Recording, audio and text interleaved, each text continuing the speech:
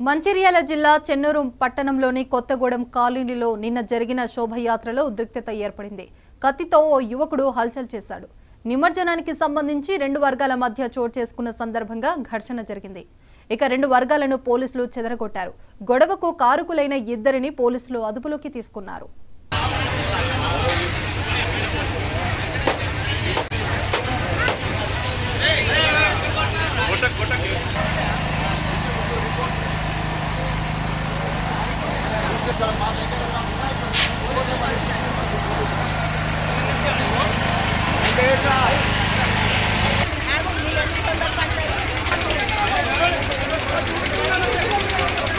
अरे लक्ष्य अरे